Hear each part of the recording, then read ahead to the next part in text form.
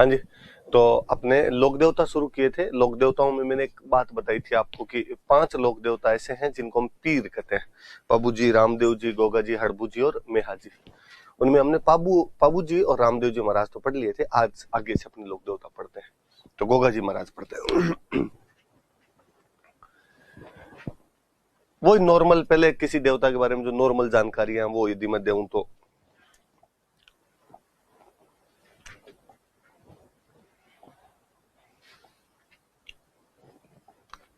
गोगा जी पढ़ रहे हैं हम, नाम लिखा हुआ था वहां पे गोगा जी चौहान।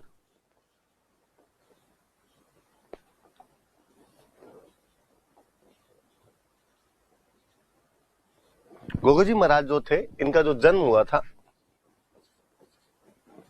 वो हुआ था चूरू में, गांव पड़ता है ददरेवा, वहां पर गोगा जी का जन्म हुआ। इनके पिताजी का नाम हुआ करता था जेवर सिंह। सामंत थे ये लोग वहां के। मम्मी का नाम हुआ करता था बछलदे।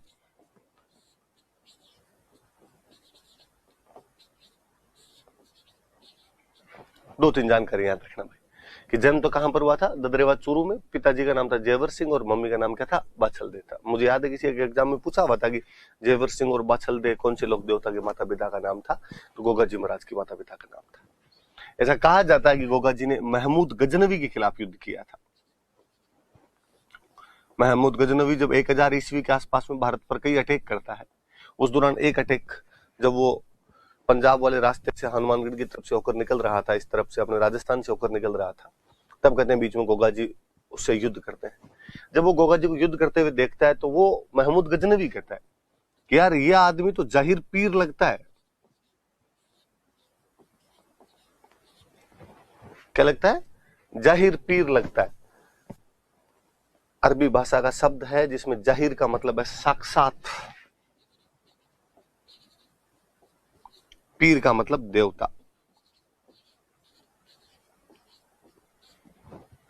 कि ये व्यक्ति तो साक्षात देवता के समान लगता है, जाहिर पीर के समान लगता है। जैसे अपन कई बार बोलते हैं कि ये बात जाहिर तौर पे सही है, मतलब ये बात साक्षात सही है एकदम, इसमें कोई रौला रप्पे वाली बात नहीं है। पीर का मतलब मैंने बताया था कि आप हिंदुओं में जिसको देवता कहते हो, मुसलमानों में उसी को आप क्या कह लो, पीर कह लो। सिंपल क्वेश्चन बनता है, कोई पूछेगा कि कौन से लोक देवता को जाहिर पीर के नाम से जाना जाता है? गोगा जी। ऐसा किसने कहा था उनको? तो गजनवी ने कहा था। महमूद गजनवी के खिलाफ उन्होंने युद्ध किया था और महमूद गजनवी ने उनको ये बात कही थी, याद रखना। आप अक्सर गांव में जब कोई मंदिर वगैरह देखते हो तो उन मंदिरों के बाहर नाम भी लिखा होता है, तो जाहिर पीर गोगा जी होता है। पर चूंकि धीरे धीरे आप भ्रंश होते हैं नाम, तो कई जगह आप जाहिर की जगह जाहर देखते हो, पीर की जगह वीर देखते हो। जाहर वीर गोगा जी भी देख लेते हैं आपने, पर एग्जैक्टली वो जो नाम है वो जाहिर पीर है। ऐसा कहते हैं गोगा जी के दो मौसेरे भाई थे, अर्जुन और सर्जन।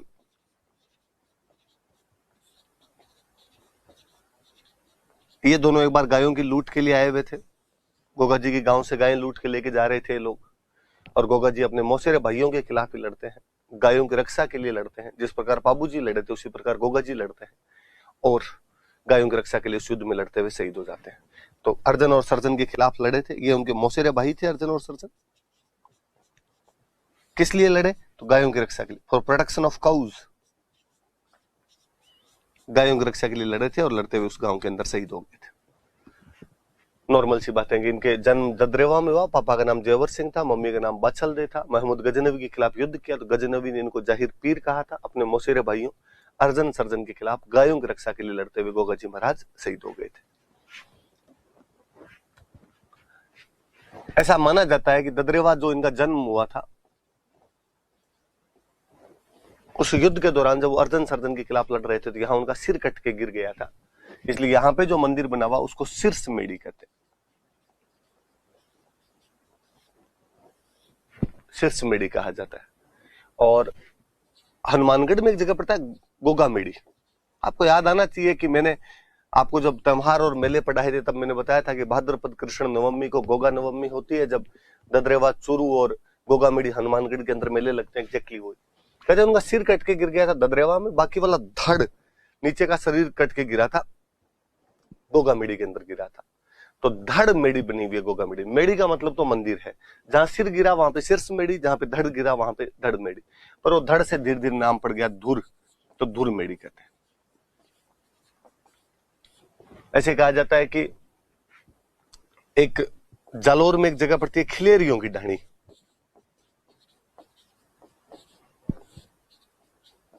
खिलेरियों की ढाणी नाम करके जालोर में जगह है, सांसोर के पास में। और वहां पर गोगा जी का एक छोटा सा मंदिर बना हुआ है।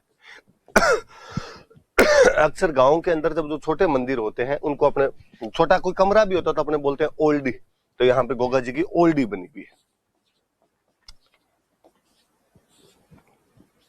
तो 3 बेसिक मंदिर थोड़े से याद रखना आप। अपने की ददरेवा में इनकी शीर्ष मेड़ी बनी हुई है, गोगा मेड़ी में धुर मेड़ी बनी हुई है, खिलेरियों की ढाणी सांसोर जालोर में गोगा जी की ओल्डी बनी हुई है। हम गोगा जी क्यों मानते हैं, तो हम इनको सर्परक्षक देवता के रूप में पूछते हैं भाई, कि यदि गांव में सांप किसी को खा जाता है तो किसकी पूजा की जाए, तो कि गोगो जी महाराज की पूजा की जाए। तो सर्परक्षक देवता है। पहले दिलीप सर जब हमें पढ़ाया करते तब सर हंसा करते थे कि भारत में 99.99% सांप में जहर होता ही नहीं है, इसलिए भारत में सांप के खाने से कोई आदमी मर ही नहीं सकता। तो हमें लगता है सर ऐसे कैसे, हमने तो गांव में देखा है कि सांप के खाने से मर जाता है आदमी। तो सर कहते होता क्या है कि जब बंदे को सांप खाता है तो वो डर जाता है बहुत ज्यादा, तो वास्तव में डेथ उसकी डर की वजह से होती है कि सांप खा गया, बस वो डर जो होता है वो बहुत भयानक होता है। और जब बंदे को हॉस्पिटल लेके जाते हो तो उसके हार्ट बीटन प्लस रेटन सब बढ़ी हुई रहती है डर के मारे, और डेथ की संभावना बढ़ जाती है। और जब उसे आप मंदिर लेके जाते हो तो उसे थोड़ा सांत्वना मिलती है, कहीं ना कहीं उसको दिमाग में कई ऐसी धारणाएं बातें होती है कि गोगा जी महाराज, तेजाजी महाराज ये सब सांपों से बचा लेते हैं, तो वो आदमी जो है वो थोड़ा अच्छा फील करता है, थोड़ा हार्ट बीट प्लस रेट थोड़ी सही आ जाती है और मरने की संभावना कम हो जाती है, वरना हार्ट अटैक से आदमी मर जाता है। ऐसा दिलीप सर कहते थे हमको। मैं ऐसा मानता हूँ कि गोगा जी महाराज ठीक कर देते होंगे उनके मंदिर पे ले जाने से, इसलिए बंदा ठीक हो जाता होगा। क्योंकि मेरा गांव गोगा जी महाराज के ददरेवा से बहुत नजदीक पड़ता है। मैं गोगा जी महाराज के खिलाफ कोई स्टेटमेंट जारी करके जाऊंगा आज साथ सलाम महाराज शाम कोई नागराज आए हुए तैयार मिले, ऐसा नहीं होना चाहिए। तो मेरा ऐसा मानना, आप अपने हिसाब से देख लेना, सहूलियत के अनुसार जो मानना चाहो वो मान लेना। आप सर्परक्षक देवता के रूप में पूछते हैं। सांप से डर सबको लगता था, सबको लगता। तो राजस्थान में सबसे अधिक मंदिर यदि किसी लोक देवता के तो गोगा जी महाराज के। जटे जटे खेजड़ी ने बठे बठे गोगो, कि जहां जहां खेजड़ी है वहां वहां गोगा जी के मंदिर मिल जाएंगे। तो गोगा जी के जो मंदिर है वो खेजड़ी के पेड़ के नीचे बनाए जाते हैं। खेजड़ी वृक्ष के नीचे हमेशा मंदिर मिलेंगे आपको गोगा जी के। अब ये भी मुझे लगता है यार इसमें कई याद करने वाली बात है। राजस्थान में खेजड़ी थी तो खेजड़ी के नीचे बनाएंगे। कौन से यहाँ पे पपीते थे जो उनके नीचे मंदिर बना लेते हैं अपने, तो खेजड़ी के नीचे उनके मंदिर बने हुए रहते हैं। मेड़ी होती है गोगा जी महाराज की, जो मेड़ी बनी हुई रहती है। एक राइटर में कवि मेह, और कवि मेह ने एक बुक लिखी है, ये याद रखना, गोगा जीरा रसावड़ा।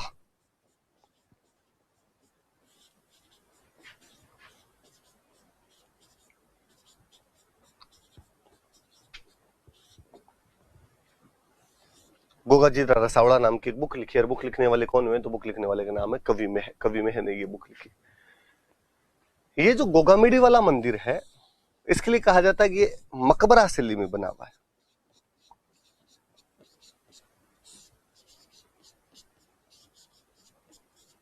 मकबरा शैली के अंदर बना, ऐसे बना हुआ जिस प्रकार कोई मकबरा बना हुआ होता है। और इसके अंदर एक शब्द लिखा हुआ है बिस्मिल्लाह, अरबी शब्द है बिस्मिल्लाह, वो शब्द लिखा हुआ है इसमें। नॉर्मली बिस्मिल्लाह का मतलब होता है श्री गणेश करना, शुरू करना किसी भी काम को, लो बिस्मिल्लाह करो इस चीज को। तो जो हिंदू श्री गणेश लिखते हैं उस रूप में किसी ने बिस्मिल्लाह लिख दिया होगा, मकबरा शैली में बना हुआ है। हालांकि मैंने एक बात आपको बताई थी कि पीर वे लोक देवता है अपने जिनको हिंदू और मुस्लिम दोनों मानते हैं। तो स्वाभाविक सी बात है कि मुस्लिम यहाँ पर भी जाते होंगे, कोई मुस्लिम भक्त ने मकबरा शैली के अंदर ये मंदिर बनवा दिया होगा, इसमें बिस्मिल्लाह लिखवा दिया होगा, तो कोई बड़ी बात भी नहीं।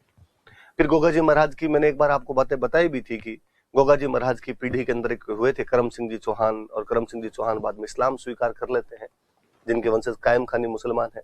मैं शायद जब चौहान पढ़ा रहा था तब मैंने बताया भी था कि फतेहपुर कायम खानियों का बड़ा ठिकाना हुआ करता था, और फतेहपुर के नवाब साहब हुआ करते थे नियामत खान, जो कि कवि जान के नाम से कविताएं लिखा करते थे। उन्होंने कायम रासो नाम की बुक लिखी थी जिसमें वो चौहानों की उत्पत्ति ब्राह्मणों से बताते हैं।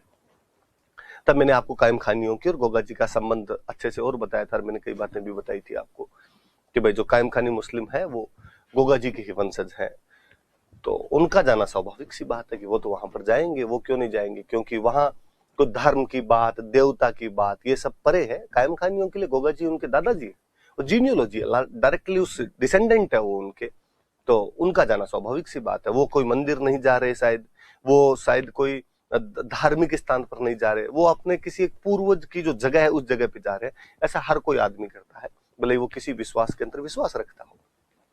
तो गोगा जी के भी खूब सारे मुस्लिम जाते हैं। बेसिकली जो कायम खानी मुस्लिम है वो खूब बड़े तौर पर जाते हैं। तो मकबरा शैली में बना हुआ और उसमें क्या लिखा हुआ है? बिस्मिल्लाह लिखा हुआ। मैंने शायद उस वीडियो में भी बात बताई थी आपको कि कायम खानियों की जो कल्चर भी मिलेगी तो वो आपको हिंदुओं के बहुत ज्यादा नजदीक कल्चर मिलती है। अभी तक भी जो दुल्हा होता है वो केसरिया साफा बांध के एकदम शादी करने के लिए जाता है। केसरिया साफा जो मतलब ये हिंदुत्व का प्रतीक टाइप से समझा जाता है वो, जबकि अक्सर हम देखते हैं कि मुस्लिम कम्युनिटी में सहरे बांधे जाते हैं, दूल्हे का सेहरा सुहाना लगता है वो टाइप वाला, पर वो केसरिया साफा बांध के जाएंगे, वैसे तोरण वगैरह मारेंगे, बाकी चीजें भी जो भात मामेरा चाक भात, हालांकि वो पूरे राजस्थान में सब धर्मों में एक जैसी है, पर कायम खानियों की तो बहुत ज्यादा हिंदुओं के नजदीक है। मैंने शायद उस वीडियो में और बताया होगा, जहां तक मुझे याद है मैंने बात बताई थी कि आज भी नाम भी वैसे मिल जाते हैं एकदम, भंवरू खां, कालू खां, राजू खां, नाम वैसे मिल जाते हैं। 2014-15 की बात है, मैं एक बैच के अंदर पढ़ा रहा था और मैंने बताई ये बात कि कायम खानी मुस्लिम गोगा जी के वंशज हैं और उनके नाम आज भी हिंदू नाम जैसे मिल जाते हैं एकदम। नाम कालू खां, राजू खां, भंवरू खां होते हैं। एक बच्ची खड़ी हुई और उस बच्ची ने कहा कि सर कालू खां, भंवरू खां, राजू खां, आप थोड़े आगे चले गए सर। मैं कायम खानी मुस्लिम हूँ, मेरे दादाजी का नाम ठाकुर लक्ष्मण सिंह चौहान है। अभी तक नाम तो सर प्योर ही वैसे पड़े हैं एकदम। तो मुझे लगा कि यार ये तो और भी अपने को तो जानकारी नहीं थी, बच्ची ने आज अच्छी जानकारी दी है, तो और इस वजह से थोड़ा ज्यादा है। मैं ये बात थोड़ी आपको इसलिए बता रहा था कि मैं मेरे एक सेंटेंस को कॉन्ट्राडिक्ट करूंगा यहाँ पे। मैं जब शुरू कर रहा था तो मैंने कहा था कि पीर वे लोक देवता है जिनको हिंदू और मुस्लिम दोनों मानते हैं। यकीनन वो ही लोक देवता है जिनको हिंदू और मुस्लिम दोनों मानते हैं। और पीर का मतलब ही है कि वहां पे मुस्लिम भी जाते हैं, इसीलिए उनका नाम पीर पड़ा है। पंच पीर वाली अवधारणा यही है। पर आरपीसी जो ना करवाई वो है जी। मुझे याद है आरपीसी ने एक बार एक क्वेश्चन पूछा था, क्वेश्चन में पूछा कि इनमें से कौन से लोक देवता को मुस्लिम भी मानते हैं, और उसने पाबूजी, हड़बूजी, गोगा जी और मल्लीनाथ जी 4 ऑप्शन देके गोगा जी उत्तर मान लिया था। यदि अब उसको कोई देखे तो वो कहेगा यार पाबूजी हड़बूजी भी तो पंचपीरों में आते हैं, पंचपीरों को तो मुस्लिम मानते हैं। पर पेपर बनाने वाले ने दिमाग ज्यादा लगाया होगा और उसको लगा होगा यार गोगा मेडी वाला मंदिर तो मकबरा शैली में ही है, बिस्मिल्लाह लिखा हुआ है, मुस्लिम इतनी बड़ी संख्या में जाते हैं, कायम खानी इतना ज्यादा मानते हैं, तो उसने उस रूप में पूछ लिया। तो वो भी क्वेश्चन यदि कोई रिपीट कर दे तो आपके दिमाग में रहे। फिर आप कहोगे सर फिर पहले वाली बात हम क्यों माने? कभी अगला क्वेश्चन मेंस में पूछे कि पंच पीर क्या होते हैं तो बताना कि पीर वे लोग देवता है जिनके हिंदू और मुस्लिम समान रूप से पूजा करते हैं, तथा राजस्थान में ये 5 पीर है। तो मैं इसलिए दोनों बात बता रहा था आपको, तो ध्यान रखना है सारी बातें। ये भाई गोगा जी महाराज की जितनी बातें थी मैंने आपको बता दी।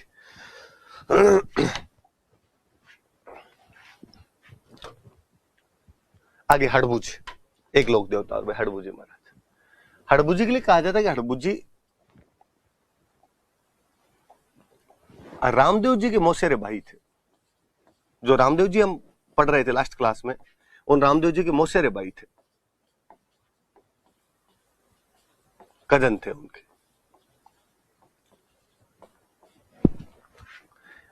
नागौर में गांव पड़ता है भुंडेल, वहां पर जन्म हुआ था।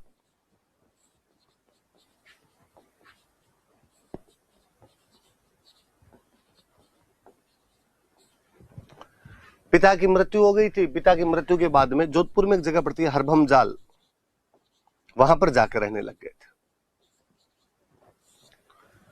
जन्म बुंडेल में हुआ था, पर पिता की मृत्यु के बाद हरभम जाल नाम की जगह पर जाकर रहने लगे, लोगों से कट गए थोड़े।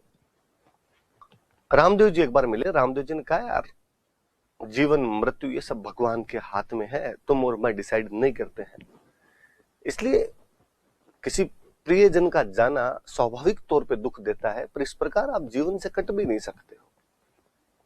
तुम्हें बाहर निकलना चाहिए, लोगों में मिलना चाहिए, जुलना चाहिए, परोपकार के काम करने चाहिए। हड़बूजी ने भी पूछा होगा कि यार कैसे करूं, इन चीजों की मुझे जानकारी नहीं है। रामदेव जी ने कहा भाई मैंने तो कोचिंग ली थी बालीनाथ जी के पास में, तुम भी कोचिंग ले लो। तो इनके गुरु जी भी बालीनाथ जी थे। संत बन गए, लोगों के बीच में जाने लग गए। हड़बू जी भविष्य वक्ता थे, फॉर्चून टेलर, एस्ट्रोलॉजर,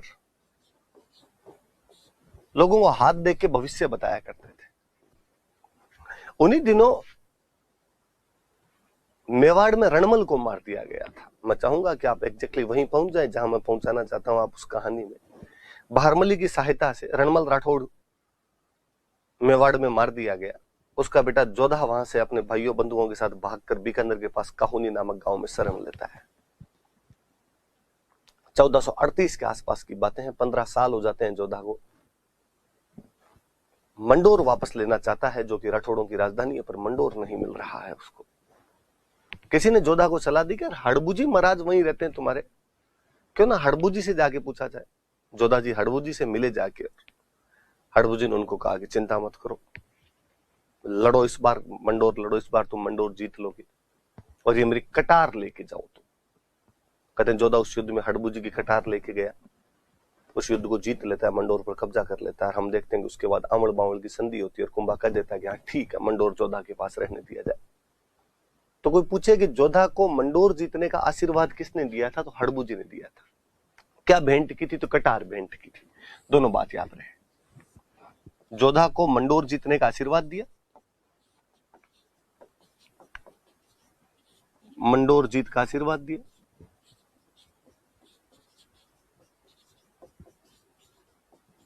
और अपनी कटार भेंट की थी, डेगर।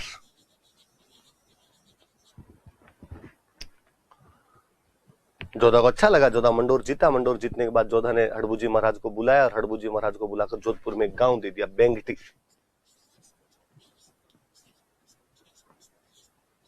हड़बू जी महाराज यहाँ बेंगटी के अंदर जाके रहने लग गए। यहाँ पे कहते हैं कि हड़बू जी संत टाइप के आदमी थे, गायों की सेवा करते, बूढ़ी और विकलांग गायें जिनको उनके घर वाले निकाल देते। एक बैलगाड़ी ले ली उन्होंने, गांव गांव में घूमते, गांव में चारा लेके आ जाते, हरा चारा लेके आ जाते, उन गायों को खिला दिया करते थे। बेंगटी में गायों की सेवा करते थे।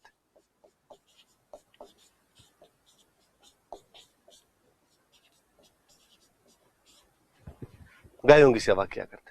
वो जब मरे तो लोगों ने उनकी जो बैलगाड़ी थी जिसमें वो चारा लेके आते थे, उस बैलगाड़ी की पूजा करनी शुरू कर दी इस बेंगटी में।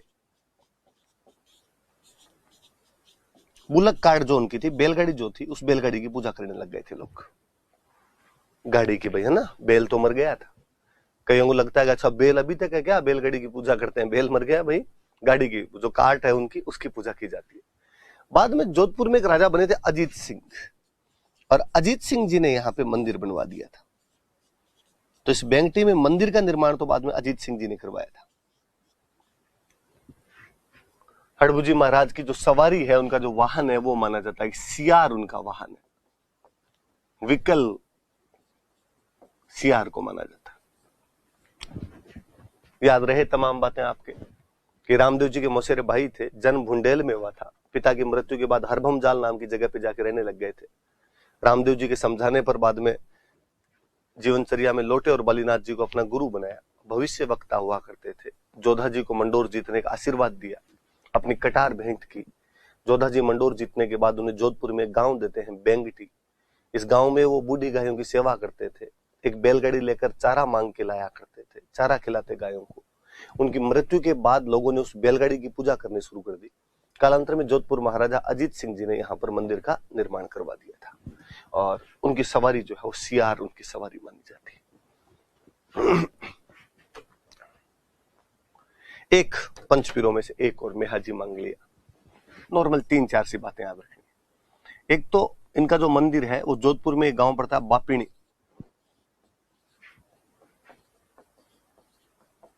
बापिणी में इनका मंदिर है जोधपुर। मेला लगता है वहां पे जन्माष्टमी वाले दिन। आपके दिमाग में आना चाहिए कि जन्माष्टमी कब आती है, मेरे बिना बताइए।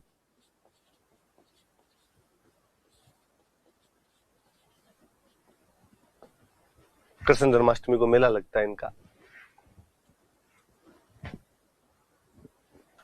इनके घोड़े को किरण काबरा कहते हैं। घोड़े का नाम किरण काबरा था। 2-3 बातें और सीधी सीधी सी। एक तो मारवाड़ में एक राजा हुए थे राव चुंडा, जिनके लिए हम पढ़ते हैं कि उन्होंने मंडोर को राजधानी बनाई थी। ये राव चुंडा के समकालीन थे, उनके कंटेम्पररी थे ये। जिस समय आपके मारवाड़ में राव चुंडा था, उसी टाइम मेहाजी मांगलिया यहाँ जोधपुर के अंदर थे। जैसलमेर का एक बंदा था राणक देव भाटी, उसके खिलाफ लड़ते हुए मारे गए थे। राणक देव भाटी से युद्ध किया। राणक देव भाटी जैसलमेर का था, उसे युद्ध किया था और उस युद्ध में शहीद हो गए थे। ऐसा माना जाता है कि उनके जो भोपाजी होते हैं, भोपाजी मतलब पुजारी, उनकी वंशवृद्धि नहीं होती, उनके बेटा नहीं होता है, वो हमेशा गोद लेके अपनी पीढ़ी को आगे बढ़ाते हैं, कि इनके भोपों की वंशवृद्धि नहीं होती।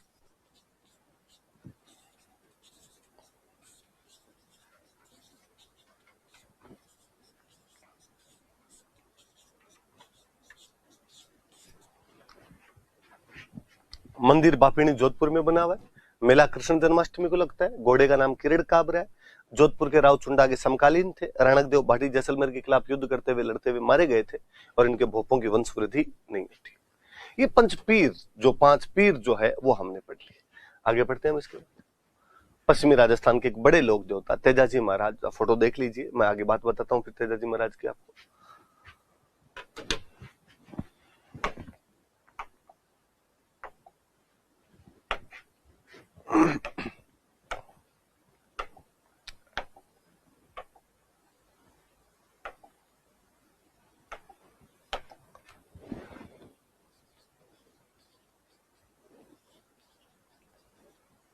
नॉर्मल मैं कुछ बात बताऊं तो मैं कहूं तेजाजी महाराज का जन्म एक जाट परिवार में हुआ था।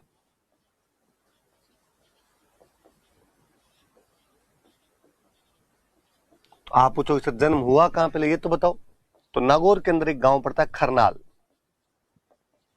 वहां पर तेजाजी महाराज का जन्म हुआ था। खरनाल नागौर में। पिताजी का नाम था ताहड़ जी, मम्मी का नाम था रामकुमारी,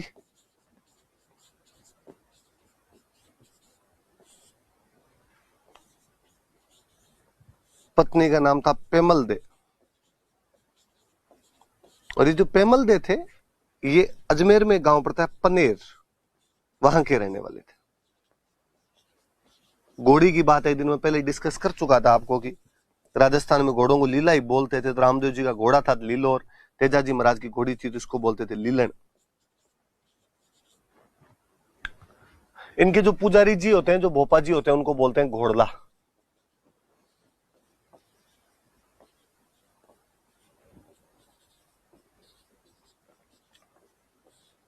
नॉर्मली ये जानकारियां थोड़ी याद रखें कि खरनाल के अंदर एक जाट परिवार में जन्म हुआ था। पिताजी का नाम ताहड़ जी है, मम्मी का नाम राम कुंवरी है, पत्नी का नाम पेमल दे था, जो कि अजमेर के पनेर नाम की जगह के रहने वाले थे। इनकी घोड़ी को लीलन कहा जाता है और पुजारी या जो भोपा होता है उसको क्या कहते हैं, घोड़ला कहते हैं। ऐसी कहानी है कि भाई तेजाजी महाराज किसान परिवार से बिलोंग करते थे। गांव में ज्यादातर किसान ही होते हैं सारे। पहले जब खेती का सारा काम हाथों से किया जाता था, हल वगैरह जोते जाते थे, खेती बड़ी दुष्कर हुआ करती थी। अब तो फिर भी थोड़ा मशीनीकरण होने से चीजें सरल हो पाई है। इस पश्चिमी राजस्थान में पहले इस तपती दोपहरी के अंदर हल चलाना अपने आप में बड़ा दुष्कर कार्य था। तो व्यक्ति उससे बचने के लिए सुबह जल्दी जल्दी जाया करता था ताकि गर्मी में उसको थोड़ा कम काम करना पड़े। सुबह जल्दी उठ के काम कर ले, थोड़ा शाम के टाइम काम कर ले, तो दोपहर के अंदर थोड़ा रेस्ट हो जाए, तपती से बच जाए। सुबह 4 बजे उठ के हड़ोतियां करने के लिए चले जाया करते थे, हल जोतने के लिए चले जाया करते। अब 4 बजे उठ के जाओगे तो खाना कैसे खाओगे? नहीं तो सुबह खाना भाई कौन सुबह खिलाए। तो गांव में अभी तक पिछले कई सालों तक ये रिवाज हुआ करता था कि पुरुष चला जाता खेत का काम करने के लिए, महिलाएं पीछे से खाना लेके जाया करती, या कोई टाबर खाना लेके जाया करते और बोलते बातो है, बाता लेके आए। कहते तेजाजी महाराज का शादी तो हो रखी थी पेमल दे के साथ पनेर में, पर मुकलावा नहीं हुआ था अभी तक। मुकलावा या गोना जिसको अपने बोलते हैं। गांव में अक्सर बाल विवाह तो कर दिए जाते हैं पर लड़की को भेजते नहीं है जब तक वो शाणी नहीं हो जाए। मुकलावा बाद में किया जाता है उसका। तो तेजाजी महाराज का तब तक मुकलावा हुआ नहीं था। तेजाजी महाराज एक दिन खेत गए हुए और हल चला रहे थे। उनकी भाभी हमेशा खाना लेके जाया करते थे उस दिन भाभी जी थोड़े लेट हो गए। आप सोच के देखिए, इस गर्मी के अंदर कोई हल जैसा काम करे, हल चलाना अपने आप में यार बड़ा कठिन कार्य था। और टाइम पे खाना नहीं मिले तो आंतड़ियां जवाब दे जाए यार अंदर से। तो तेजाजी महाराज खाना लेट पहुंचा, भाभी जी लेट पहुंचे। मान लो इसे 11 बजे खाना होता है तो 2 बजे पहुंचे भाभी जी। तो तेजाजी महाराज ने कह दिया उनको, भाभी जी कम से कम खाना तो टाइम पे ले आया करो, आपको नहीं दिखता कि आदमी सुबह से लगा हुआ है। भाभी जी ने वापस डायलॉग दिए और भाभी जी ने कहा, इतने गर्म फल के खाने हैं ना तो खुद बड़े लेके आओ, मेरे से तो ऐसे ही लाया जाएगा। इस बार तेजाजी का ईगो हर्ट हुआ और तेजाजी ने कहा, अब तो खाना खाएंगे तो खुद बड़ी के हाथ का ही खाएंगे, आपका लो टिफिन ही पैक रख लो। बोले पनेर ससुराल था। कहते हैं तेजाजी अपने पत्नी पेमल दे को लाने के लिए पनेर के लिए रवाना हुए। मुकलावा लेने जा रहे थे, पहली बार अपने ससुराल जा रहे थे तैयार होके। तो बाकायदा शेरवानी पहनी हुई, सिर पे कलंगे साफे, तुर्रे एंटीने सब लगाए हुए, मोड़ बांधे हुए, हाथ में तलवार भाला सब लिए हुए। हथियार लेके इसलिए जाया करते थे कि वापस जब महिला को लेकर आप साथ में आओगे तो महिला के गहने पहने हुए होते थे, और गहने पहने हुए तो लूटपाट का डर रहा करता था, इसलिए अक्सर हथियार साथ में लेके जाया करते कि बीच में ऐसी कोई स्थिति आ जाए तो संभालने की जरूरत तो पड़े। कहते तेजाजी महाराज जब जा रहे थे तो रास्ते में गांव आता है सुरसुरा, सुरसुरा नाम का गांव था, और वहां पर एक महिला हुआ करती थी लाछा, गुर्जर जाति की एक महिला हुआ करती थी लाछा। उनकी गायों को मेर लूट के ले गए थे। अकेली महिला बेचारी कुछ कर नहीं पाई उनके खिलाफ, और मेर गायों को लूट के ले। गायों की लूटपाट पहले आम हुआ करती थी, गायों को बचाना भी उतना ही आम बात हुआ करती थी। उसने जब देखा कि एक जेंटलमैन सूट बूट धारी, एकदम हाथ में तलवार भाला लिए, साफा बांधे हुए, घोड़े पे सवार होकर जा रहा है, वो तेजाजी महाराज को रोकती है और उनको कहती है कि मेरी गायों की रक्षा करो, आप मेरे धर्म के भाई हो। कौन ले गया तुम्हारी गाय? तो मेर लूट के ले गए। किधर गए? तो इस तरफ गए हैं वो। तेजाजी महाराज कहते हैं उन लुटेरों का पीछा करने के लिए जाते हैं। जब रास्ते में तेजाजी महाराज जा रहे थे तो कहते हैं एक सांप जल रहा था। अक्सर ऐसा माना जाता है कि यदि सांप जल रहा हो तो उसको जलने दिया जाना चाहिए, बाहर नहीं निकालना चाहिए। और गांव में ऐसा कहते हैं कि सांप को मारने के बाद में यदि जला देते हैं तो ठीक रहता है, उस सांप को मोक्ष मिल जाती है, मुक्ति मिल जाती है, वरना सांप वापस जिंदा हो जाता है यदि उसे जलाया नहीं जाता है। और गांव की कहानियां, और वैसे जो अक्सर आप फिल्मों में भी देखते हो कि सांप न केवल जिंदा हो जाता है बल्कि जिसने उसको मारा उसकी तस्वीर अपनी आंखों में उतार लेता है और जानी दुश्मन बन के बदले और लेता है बाद में। तो अक्सर गांव में सांप को मरने के बाद जला दिया जाता है। तेजाजी महाराज जब गायों की रक्षा के लिए जा रहे थे, लाछा गुजरी की गायें बचाने के लिए, रास्ते में उन्होंने देखा कि एक सांप जल रहा है। भूलवश उन्होंने अपने भाले से उस सांप को बाहर निकाल दिया। वासुकी नाग, बासक नाग बाहर निकाला और उसने तेजाजी को कहा, यार ये काम तो बहुत गलत किया, मुझे तो मोक्ष मिलने वाली थी, पहुंचने वाला ही था मैं, तो तूने बीच में अड़ंगा लगाया इस बात के लिए। तो तेजाजी महाराज ने कहा, सॉरी यार, मुझे पता ही नहीं था, मुझे लगा तू जल रहा है इसके अंदर। उसने कहा सजा मिलेगी इस बात की। तेजाजी ने कहा कि मैंने अपराध किया है, तुम्हारे खिलाफ सजा भुगतने के लिए तैयार हूं, पर पहले मैं लाछा गुजरी को वचन दे के आया हूं कि उसकी गायें बचाऊंगा। एक बार मुझे गायों के लिए जाने दे, तू वापस आऊंगा मैं तेरे, तू कहेगा वैसे कर लूंगा। सांप ने कहा ठीक। तेजाजी महाराज गए, गायों को वास्तव में बचा के लाते हैं उस युद्ध के अंदर, जीतते हैं उस युद्ध को, लाछा गुजरी की गायें बचाते हैं, पर युद्ध में घायल हो जाते हैं भयंकर। तेजाजी लड़े तो सामने वाले भी लड़ ही रहे थे, सामने वाले को गुब्बारे तो छोड़े नहीं होंगे, युद्ध किया बाकायदा, जगह जगह घाव लगे हुए एकदम। उस गहलावस्था में भी वचनों का पक्का वह व्यक्ति सांप के पास पहुंचा और उसको कहा कि मैंने तुम्हारे प्रति जो भी अपराध किया उसकी सजा भुगतने के लिए तैयार हूं। सांप ने कहा, मैं और क्या सजा दे सकता हूं, मैं तो डंक मार सकता हूं, लेकिन डंक तेरे मारूं कहां, तेरे चारों शरीर पे खून खून है। तेजाजी महाराज ने कहा कि बाकी सब जगह तो सही है तेरी बात कि मेरे खून हो रखा है, पर जीभ जीभ पे तो खून नहीं होता है। कहते उस सांप ने उनकी जीभ पे डंक मारा था। आज दिन तक आप तेजाजी महाराज की कोई भी फोटो देखेंगे, उनमें जो नाग देवता उनके जीभ पर डंक मार रहे हैं। तेजाजी महाराज की मृत्यु उस युद्ध में घायल होने के बाद सांप के काटने से अजमेर में सुरसुरा नामक जगह पर हो गई थी। सांप के काटने से उनकी मृत्यु हुई। पर तेजाजी महाराज ने कहा कि आज मेरी मृत्यु जरूर सांप के काटने से हो रही है, लेकिन आज के बाद मैं किसी को सांप के काटने से मरने नहीं दूंगा। हम तेजाजी महाराज को सर्परक्षक देवता के रूप में पूजते हैं कि वो सर्परक्षक देवता। जिस प्रकार पाबूजी महाराज है, जिस प्रकार गोगा जी महाराज है, उसी प्रकार तेजाजी महाराज को भी हम सर्परक्षक देवता के रूप में पूजते हैं।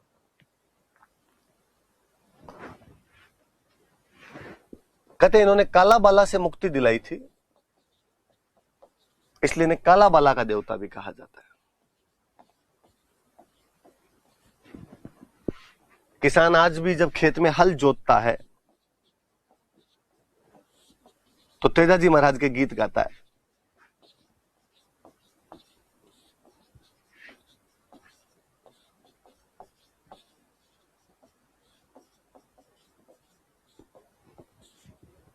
अब तो थोड़ा रिवाज कम हो गया, बाकी बाकायदा पहले जब हल जोता करते थे किसान जोर जोर से गाया करते थे। कोई लाग्यो लाग्यो जेठ आषाढ़ कंवर तेजारे, लग तोड़ो लाग्यो सावण भादवो। जो जैसी राग उसको आया करती थी किसान उस राग में गाया करते थे। किसान ये मानता था कि तेजाजी महाराज राजी होंगे, तेजाजी महाराज बारिश करवाएंगे, बारिश होगी तो धरती से अनाज फूटेगा, अनाज चलेगा।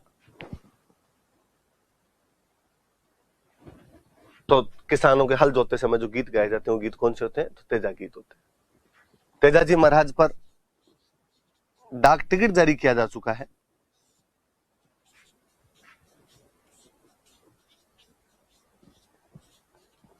तेजाजी महाराज की जो घोड़ी है लीलन, उसके नाम से रेल सेवा चलती है अपने राजस्थान में,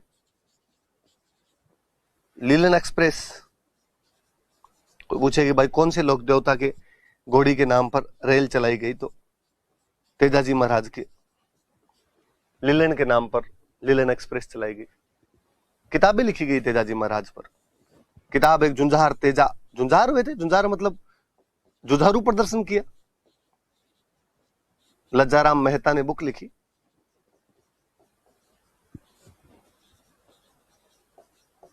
एक बुक है तेजाजी रा ब्यावला, जो बंशीधर शर्मा द्वारा लिखी गई।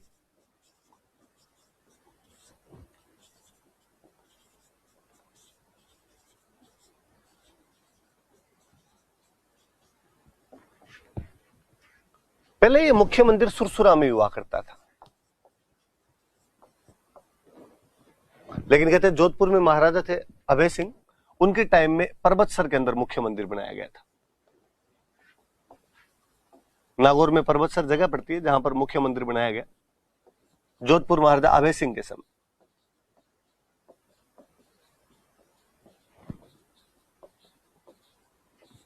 बाकी और खूब सारे मंदिर, सुरसुरा में मंदिर है ही। अजमेर में एक जगह और पड़ती है सेंदरिया, वहां मंदिर है। अजमेर में एक जगह और पड़ती है भावता, वहां मंदिर बना हुआ है। पनेर इनका ससुराल था तो यहां पर मंदिर है। सारे मंदिर अजमेर के। एक याद रखना, बूंदी में एक गांव है बासी दुगारी, यहां पर तेजाजी महाराज का मंदिर। वैसे तो दो गांव अलग अलग, बासी अलग और दुगारी अलग है, पर वो एक साथ बोलते हैं कई गांवों को, तो बासी दुगारी के अंदर भी इनका मंदिर बना है। ये तेजाजी महाराज की बात है। मुख्य मंदिर पर्वतसर में पहले जो सुरसुरा में हुआ करता था, इसके अलावा सुरसुरा में, सेंदरिया में, भावता में, पनेर जो अजमेर के स्थान है यहाँ पर मंदिर है। बासी दुगारी जो कि बूंदी में, यहाँ पर मंदिर बना। तेजाजी महाराज का जो गांव है खरनाल, वहां पर भी मंदिर है, पर खरनाल में तेजाजी महाराज का तो मंदिर है। तेजाजी महाराज की एक बहन थे बूंगरी माता, इन बूंगरी माता का भी मंदिर बना हुआ है। तो ये भी याद रखना है, तेजाजी महाराज की बहन कौन थे? तो बूंगरी माता थे। और कहते हैं अपने भाई की मृत्यु का समाचार सुन के इनकी भी मृत्यु हो गई थी, तो इन बूंगरी माता का भी यहाँ पर मंदिर बना हुआ है। ये तमाम बातें भी याद रखना। वापस देख लो आप एक बार। जाट परिवार में खरनाल के अंदर जन्म हुआ। पिताजी का नाम ताहड़ जी था, मम्मी का नाम राम कुंवरी था, पत्नी का नाम पेमल दे था, जो कि अजमेर पनेर के रहने वाले थे। घोड़ी का नाम लीलन था। इनके पुजारी को घोड़ला कहते हैं।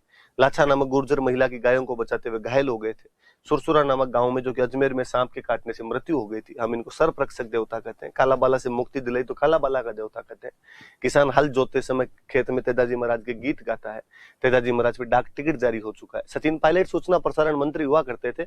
उस टाइम अपने राजस्थान के खूब सारे लोक देवताओं पे, किलों वगैरह पे डाक टिकट जारी कर दिए गए थे। 9, 10, 11 के आसपास में से खूब घटनाएं हुई थी। ये तो बहुत लॉकडाउन से जस्ट पहले की बात है। मुझे याद आती है कि लीलन एक्सप्रेस शुरू की गई थी अपने राजस्थान में।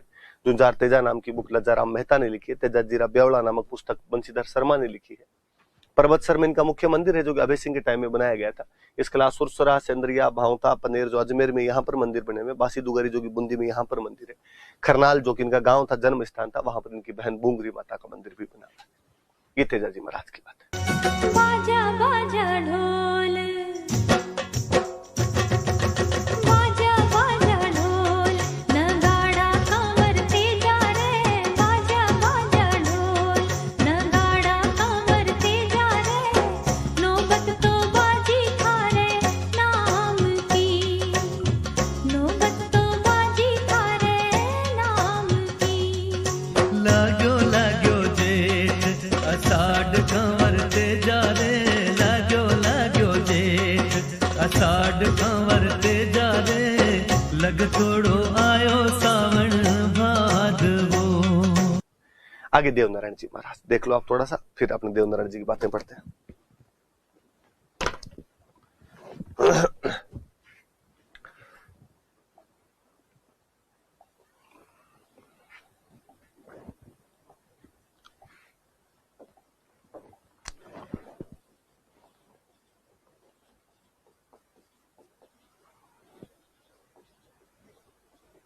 वापस वही मैं थोड़ी बातें बताऊं। देवनारायण जी महाराज का जन्म बगड़ावत गुर्जर परिवार में हुआ था।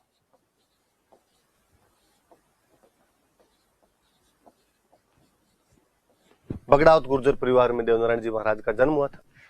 हुआ कहां पे? भीलवाड़ा में एक जगह पड़ती आसींद,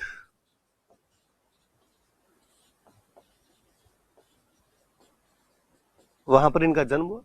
इनके पिता का नाम था सवाई भोज। इनके पिता बड़े शक्तिशाली व्यक्ति थे।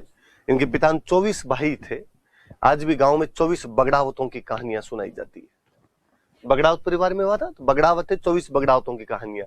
और इन सवाई भोज पे बगड़ावत नाम की एक बुक लिखी है लक्ष्मी कुमारी चुंडावत ने। राजस्थानी के अपने एक राइटर भी है लक्ष्मी कुमारी चुंडावत, उनकी बुक का नाम ही है बगड़ावत।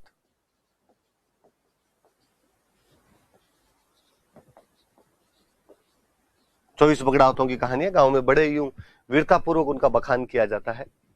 इनकी जो मम्मी थी उनका नाम था सेठू।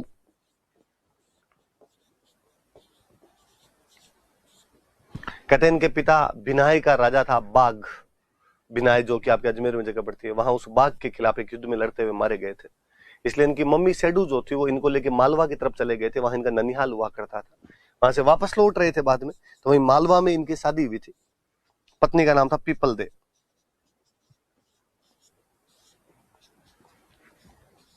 धार के राजा जय सिंह परमार की पुत्री थी।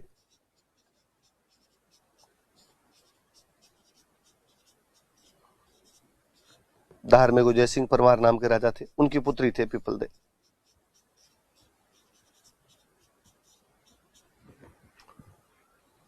देवनारायण जी महाराज का जो मेला है वो भाद्रपद शुक्ल सप्तमी को लगता है।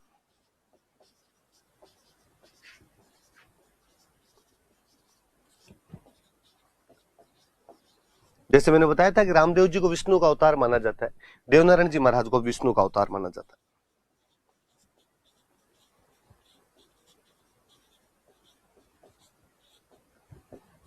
इनको भी विष्णु का अवतार कहते हैं। डॉक्टर साहब थे उस टाइम के, लोगों का इलाज क्या करते थे? दवाइयां बांटते, तो औषधि का देवता कहा जाता है।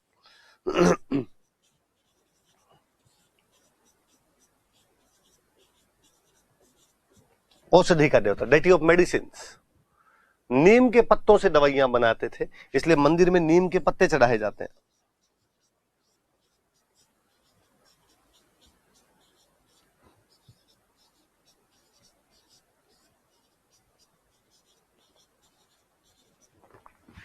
वापस देखना, देवनारायण जी महाराज का जन्म बगड़ाउत गुर्जर परिवार में हुआ था। जन्म आसिंद भीलवाड़ा में हुआ। पिता का नाम सवाई भोज था। 24 बगड़ाउतों की कहानियां बगड़ाउत नाम की लक्ष्मी गौरी चुंडाउत की बुक में लिखी हुई है। माता का नाम सेडू था। पत्नी का नाम पीपल दे था, जो कि धार के जयसिंह परमार की पुत्री थे। मेला भाद्रपद शुक्ल सप्तमी को लगता है। इनको विष्णु का अवतार मानते हैं। डेटी ऑफ मेडिसिन या औषधि का देवता कहते हैं। इनके नीम के पत्ते चढ़ाए जाते हैं। हमारे क्वेश्चन बना हुआ है, क्यों बन गया, कैसे बन गया, अल्लाह जाने, कि इनके मंदिर में मूर्ति नहीं होती, ईंटों की पूजा की जाती है।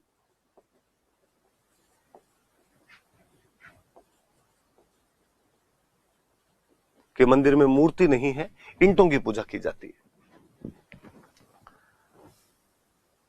हालांकि पहले अपने राजस्थान में जितने भी मंदिर हुआ करते थे, मूर्तियां होती ही नहीं थी। अपने गांव में मंदिरों में ईंटों की पूजा होती। मैंने तो जो भी गांव में मंदिर देखे उनमें भाटे ही देखे।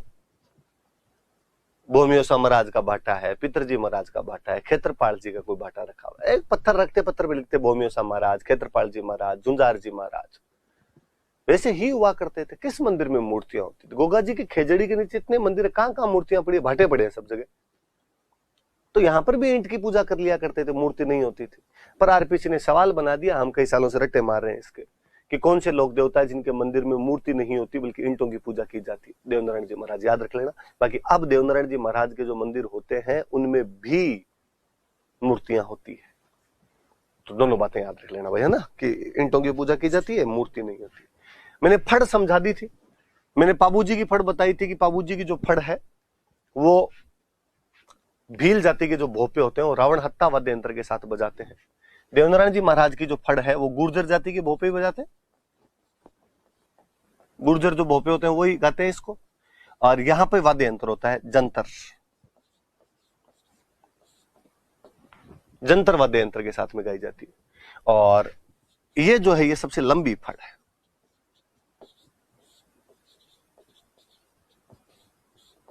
कहते हैं भाई प्रत्येक रात्रि को 3 पहर भी गाओ तो 6 महीने लग जाते हैं इस फड़ को गाने में, इतनी लंबी फड़ है। अब कोई आपसे पूछ ले कि लोकप्रिय फड़ किसकी है, तो लोकप्रिय तो तेजाजी महाराज, सॉरी तेजाजी के पाबूजी महाराज वाली है।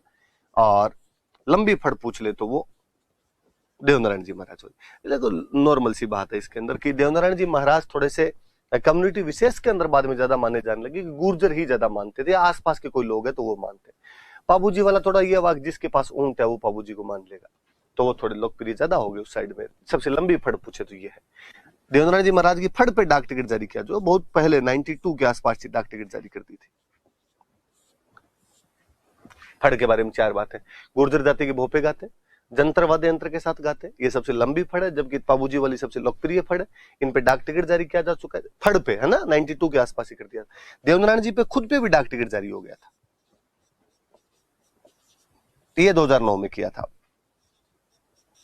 9 या 10 में शायद तक, मेरे याद नहीं आ रहा होगा। देवनारायण जी पर भी तो ये सन याद करने की आवश्यकता भी नहीं, क्योंकि पहले जब मैं तैयारी करता था तब तो हम सन याद किया करते थे, क्योंकि उस टाइम एक करंट था हमारे। क्या अभी किया, देवनारायण जी पे किया, अभी तेजाजी महाराज पे किया। और सचिन पायलट ने जब ये जारी करने शुरू किए थे सूचना प्रसारण मंत्री के रूप में, तो पहला डाक टिकट अपने देवनारायण जी पर ही जारी हुआ था। वो थोड़ा दिमाग में रहे तो आप रख लेना अपनी थोड़ी बात है। मंदिर कहाँ कहाँ बने हुए, कई जगह पे इनके मंदिर है। जन्म हुआ आसिंद में, तो आसिंद में मंदिर बना हुआ है, आसिंद भीलवाड़ा में। एक ब्यावर में मंदिर है, देवमाली मंदिर का उसका नाम ब्यावर। ब्यावर अजमेर में आप सब जानते हैं। एक टोंक में मंदिर है, देवधाम, जोधपुरिया टोंक।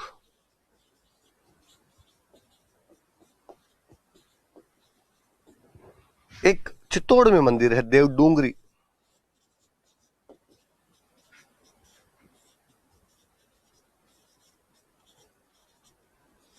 कहते ये मंदिर राणा सांगा ने बनवाया था। राणा सांगा देवनारायण जी महाराज का बहुत ज्यादा इष्ट मानता था। तो कोई पूछे कि मेवाड़ का कौन सा राणा देवनारायण जी महाराज का इष्ट मानता था, तो राणा सांगा जो था। ये भाई देवनारायण जी महाराज की बात है, वापस देख लो आप एक बार। बगड़ाउत गुर्जर परिवार में आसिंद में जन्म हुआ। पिताजी का नाम सवाई भोज, मम्मी का नाम सेडू। इनके पिताजी बिनाई के राजा बाघ के खिलाफ लड़ते हुए मारे गए थे। देवनारायण जी महाराज ने बदला लिया था बाद में उस बाघ को मार के। पत्नी का नाम पीपल दे, धार के जयसिंह परमार की पुत्री थी। बगड़ावत नाम की बुक लक्ष्मी कुमारी चुंडावत ने लिखी है। मेला भाद्रपद शुक्ल सप्तमी को लगता है। विष्णु का अवतार मानते हैं, औषधि के देवता थे, नीम के पत्ते चढ़ते हैं मंदिर में, ईंटों की पूजा होती है, मूर्ति नहीं होती। फड़ गुर्जर जाति के भोपे जंत्रवाद्य यंत्र के साथ गाते हैं, जो कि सबसे लंबी फड़ है, जिस पर डाक टिकट भी जारी हो चुकी है। लोकप्रिय फड़ बाबूजी महाराज वाली है। देवनारायण जी की फड़ पे भी डाक टिकट जारी हो और इन पे खुद पे भी डाक टिकट जारी हो चुका है। मंदिर कहाँ कहाँ पे है, तो आसिंद भीलवाड़ा में होना ही है, देवमली अजमेर में है, ब्यावर में, देवधाम जोधपुरिया टोंक में, देव डूंगरी चित्तौड़ में। चित्तौड़ वाला मंदिर राणा सांगा ने बनवाया था, कहते राणा सांगा इनका बहुत ज्यादा इष्ट मानता था। अब ये थोड़े बड़े लोक देवता थे अपने ना, तो पंचपीर मान लो, या बात तेजाजी महाराज और देवनारायण जी महाराज। देव बाबा अब इनके बारे में इतनी जानकारियां नहीं है अपने पास में, थोड़ी कम ही जानकारियां। भरतपुर में जगह पड़ती है नंगला जहाज, वहां पर मंदिर है इनका।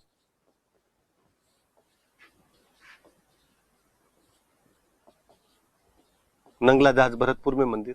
साल में 2 बार मेले लगते हैं, भाद्रपद शुक्ल पंचमी और चैत्र शुक्ल पंचमी।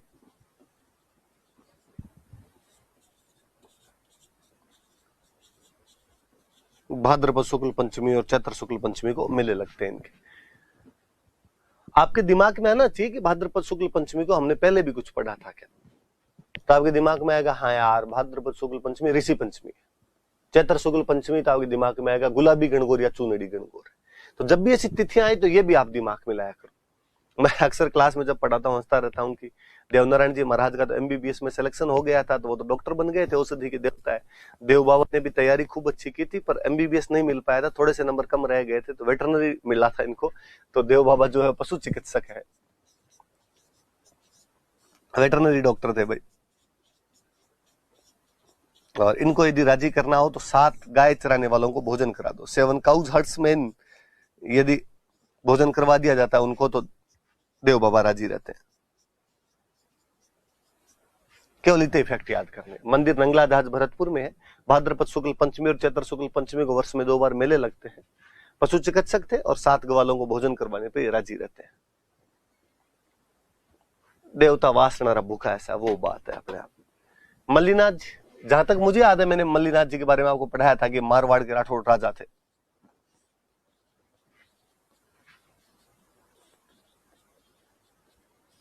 राठौड़ राजा हुआ करते थे, शक्तिशाली राजा थे। कहते हैं इन्होंने फिरोज तुगलक जो कि दिल्ली का सुल्तान था,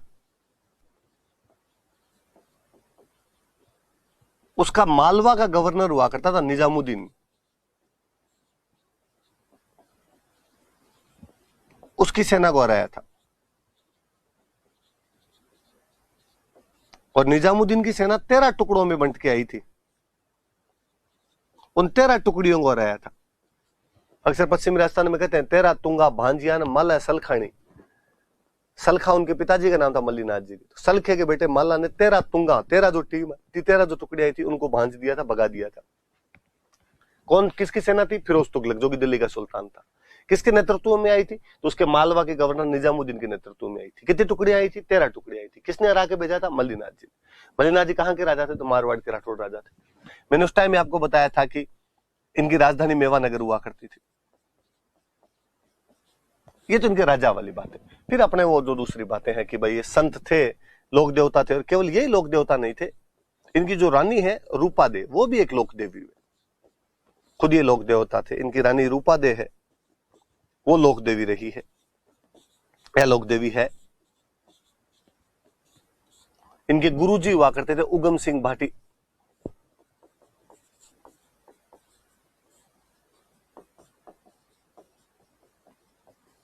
उगम सिंह भाटी इनके गुरुजी हैं। दोनों पति पत्नी ने मिलकर छुआछूत मिटाने के प्रयास किए थे, समाज में भेदभाव समाप्त करने का प्रयास किया।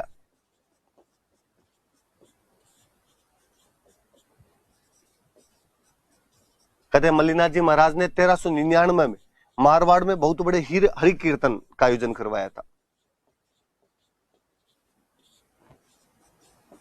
तो कोई पूछे कब आयोजन करवाया हरि कीर्तन का? तो 1399 में करवाया था। और एक बात और याद रखने वाली सी, इनका मेला लगता है, मंदिर बना हुआ एक बाड़मेर में जगह पड़ती है तिलवाड़ा, वहां तिलवाड़ा में इनका मंदिर है। चैत्र कृष्ण एकादशी से शुक्ल एकादशी तक मेला लगता है।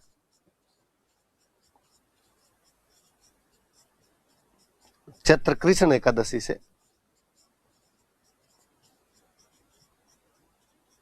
शुक्ल एकादशी तक मेला लगता है। मलिनाथ जी जो कि मारवाड़ के राठौड़ राजा थे, जिनकी की राजधानी मेवानगर थी, दिल्ली के सुल्तान फिरोज तुगलक के मालवा के गवर्नर निजामुद्दीन की 13 टुकड़ियों को हराते हैं, कालांतर में संत बन जाते हैं, उगम सिंह भाटी को अपना गुरु बनाते हैं। कालांतर में पश्चिमी राजस्थान में इनको तथा इनकी पत्नी रूपा देवी की पूजा की जाती है। 1399 में इन्होंने मारवाड़ के सभी साधु संतों को इकट्ठा करके हरि कीर्तन का आयोजन करवाया था। दोनों पति पत्नी ने समाज में भेदभाव दूर करने का प्रयास किया था। तिलवाड़ा में इनका बहुत बड़ा मंदिर है, जहां पर चैत्र कृष्ण एकादशी से लेकर चैत्र शुक्ल एकादशी तक मेले का आयोजन किया जाता है, जो कि पशु मेला है। एक मलिनाथ पशु मेला लगता है। मैंने बताया था इनकी वजह से इस चैत्र को मालानी कहा जाता है। तो मालानी नस्ल के घोड़े यदि कहीं पे अच्छी तरीके से खरीद बिक्री होते हैं तो वो इस मलिनाथ पशु मेले के अंदर खरीद बिक्री की जाती है। ये भाई मलिनाथ जी महाराज। आगे आगे एक तल्लीनाथ जी। मैं बात को फिर यहां से शुरू करूं। मलिनाथ जी के एक भाई थे वीरमदेव जी। मलिनाथ जी ने अपने बाद अपने बेटे को राजा नहीं बनाया, अपने भाई वीरमदेव को राजा बना दिया। ये वीरमदेव गुजरात क्या, नागौर में जोइया राजपूत हुआ करते थे। उन जोइया राजपूतों के खिलाफ लड़ते हुए मारे गए थे। इन वीरमदेव जी के बेटे हुए थे, एक का नाम था चुंडा, एक का नाम था गोगादेव। समझना आप बातों को, सुनना थोड़ा सा, कि मल्लीनाथ जी ने अपने भाई वीरमदेव को राजा बनाया था, जो कि नागौर में जोइया राजपूतों के खिलाफ लड़ते हुए मारे गए थे। वीरमदेव का एक बेटा था चुंडा, एक बेटा था गोगादेव। ये जो चुंडा था ये तो आगे मारवाड़ के राजा बनते हैं आपके, जिनके बारे में हम हिस्ट्री के अंदर पढ़ चुके हैं कि इंदा प्रतिहारों ने अपनी राजकुमारी की शादी इनके साथ की थी और मंडोर दहेज के अंदर दिया था। जिन्होंने अपनी बेटी हंसाबाई की शादी मेवाड़ के राणा लाखा के साथ की थी। वो तमाम बातें हमने हिस्ट्री के अंदर पढ़ी है। इन चुंडा के एक भाई और हुआ करते थे गोगादेव। गोगादेव राठौड़ का दो, राठौड़ वंश के थे। तो ये बाद में इन जोइयों से बदला लेते हैं अपने पिता की हत्या का। इन जोइयों को मारते हैं, युद्ध करते हैं, हराते हैं इनको, अपने पिता की हत्या का बदला लेते हैं। और पिता की हत्या का बदला लेने के बाद इनको लगा कि अब ये दुनिया, ये महफिल अपने काम की नहीं है। गोगादेव राठौड़ जो कि शेरगढ़ का सामंत हुआ करता था, शेरगढ़ के थे, जोधपुर में शेरगढ़ नाम की जगह पड़ती। एक भाई राजा बन जाता था, बाकी भाइयों को ठिकाने दिया करते थे। शेरगढ़ वाला ठिकाना दिया हुआ था। चुंडा के छोटे भाई थे, जाते हैं जोइयों से बदला लेते हैं। उसके बाद नाथ संप्रदाय ज्वाइन कर लेते हैं, गुरु बनाते हैं अपना जलंधर नाथ जी को। तो जलंधर नाथ जी इनके गुरु थे। जालोर के अंदर एक जगह पड़ती है पांचोटा, वहां पर इनका मंदिर है। ओरण का देवता कहते हैं इनको।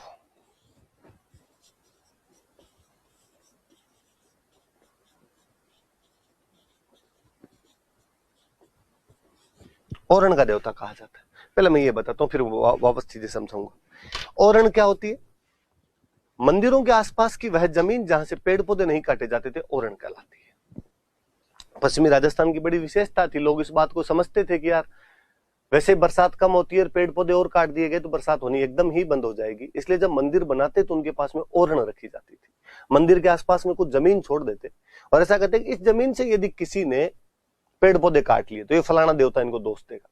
तेजाजी महाराज की ओरण है, करणी माता की ओरण है, जाम्बूजी महाराज की ओरण है, ऐसे ओरण छोड़ दिया करते। और कहते हैं वो जो ओरण है, उन ओरण की रक्षा करने वाला यदि देवता किसी को माना जाता है तो तल्लीनाथ जी महाराज को माना जाता है। आपके याद रखने वाली बात थी कि तल्लीनाथ जी का वास्तव में नाम क्या था? तो गोगादेव राठौड़ था। कौन से ठिकाना मिला हुआ था इनको? कहाँ के सामंत थे? तो शेरगढ़ जोधपुर के सामंत थे। इनके गुरुजी का नाम जलंधर नाथ था। इनका मंदिर पांचोटा जालोर के अंदर बना हुआ है। पांचोटा जालोर के अंदर जगह पड़ती है, वहां मंदिर है। इनको ओरण का देवता कहते हैं। इधर वाली बात याद रहे तो ठीक रहे कि ये मारवाड़ के राजा चुंडा के छोटे भाई थे और अपने पिता वीरमदेव की हत्या का बदला लिया था। जोइया राजपूत जो उन्होंने वीरमदेव को मार दिया था, उनको वापस युद्ध में हरा कर इन्होंने बदला लिया था और बाद में नाथ संप्रदाय ज्वाइन कर लिया था। तो ये दो याद रखना है आपके। बिग्गाजी महाराज, बीकानेर में एक गांव पड़ता है रीडी, वहां रीडी के अंदर इनका मंदिर है। गायों की रक्षा के लिए लड़ते हुए शहीद हो गए थे। गायों की रक्षा पहले बहुत बड़ी बात थी भाई, गायों की रक्षा की थी। और जाटों में गोत्र होता जाखड़, जाखड़ इनको ज्यादा मानते हैं। जाखड़ समाज के कुल देवता, उनके क्लैन डेटी है। 3 बातें याद रखनी केवल। रीडी बीकानेर में मंदिर है, गायों की रक्षा की थी, लड़ते हुए शहीद हुए थे युद्ध में। जाखड़ समाज जो है वो इनको अपना कुल देवता मानता है। पहले अपने भारत के एक बड़े नेता हुए बलराम जाखड़ अपने लोकसभा अध्यक्ष रहे थे, तो जो जाखड़ कम्युनिटी है वो इनको कुल देवता मानती। हरिराम जी महाराज, 2 बातें मेरी बताई हुई है कि झोरडा नागौर में इनका मंदिर है। याद करो तो मैंने मेला भी बताया था भाद्रपद शुक्ल पंचमी का, भोजन थाली मेला कामा में, और हरिराम जी महाराज का मेला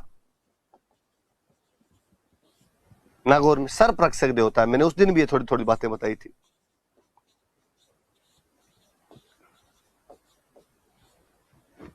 जैसे तेजाजी महाराज है, जैसे गोगा जी महाराज है, वैसे हरिराम जी महाराज भी सर्प रक्षक देवता है। और ऐसा कहते हैं कि इनके मंदिर में सांप के बिल की पूजा की जाती है। बिल को अपने हिंदी में तो बोलते हैं बाम्बी, तो सांप की बाम्बी की पूजा की जाती है। Hole of snake is worshipped in temple.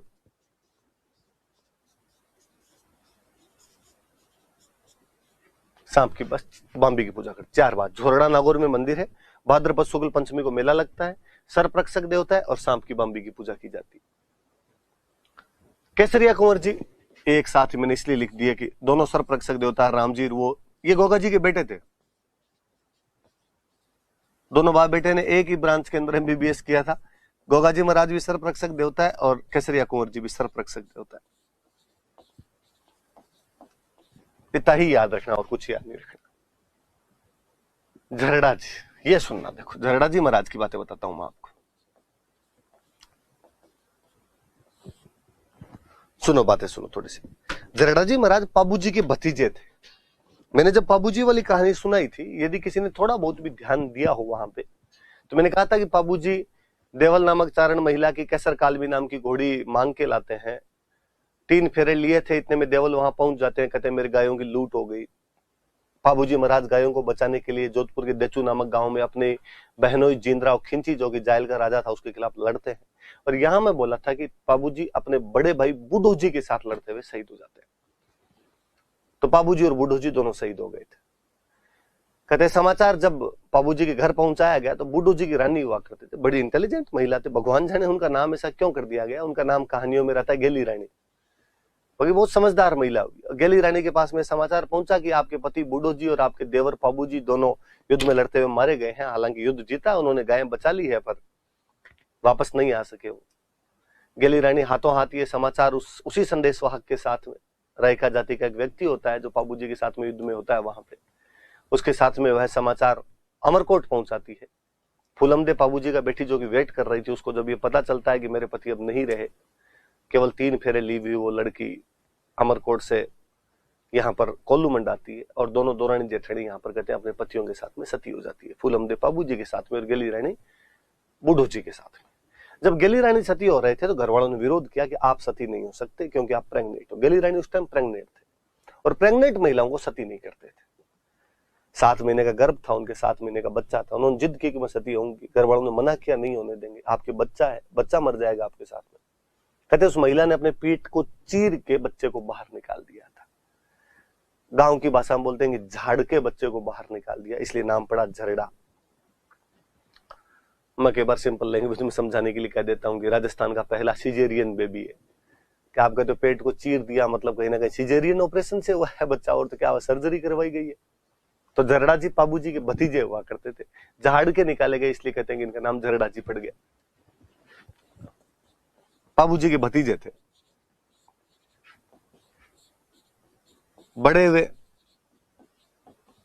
बड़े होने के बाद इनको पता चला कि यार मेरे पापा को और मेरे चाचा जी को तो मेरे फूफा जी ने मार दिया था, जींद्राव खिंची ने मार दिया था।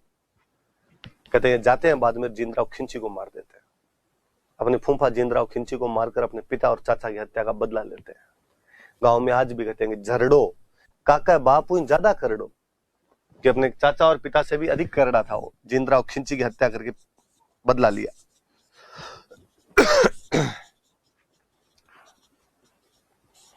जींद्राव खिंची की हत्या की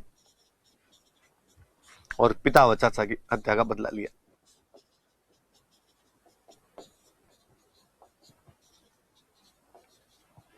फिर इनको भी लगा कि दुनिया ये महफिल अपने काम की है नहीं, और झरड़ा जी महाराज बाद में नाथ संप्रदाय ज्वाइन कर लेते हैं। कहते नाथ संप्रदाय ज्वाइन करने के बाद इनका नाम है रूपनाथ।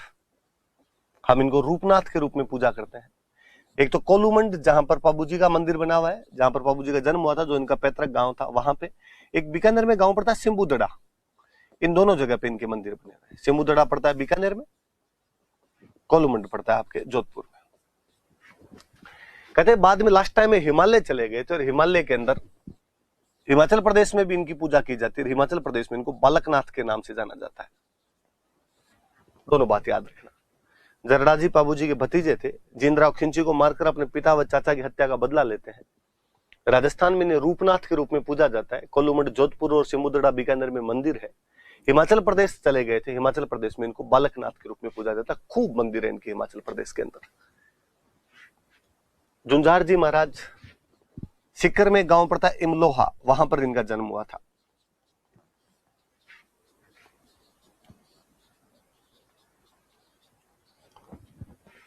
सिक्कर में गांव पड़ता है शालोदड़ा, वहां पर इनका मंदिर है।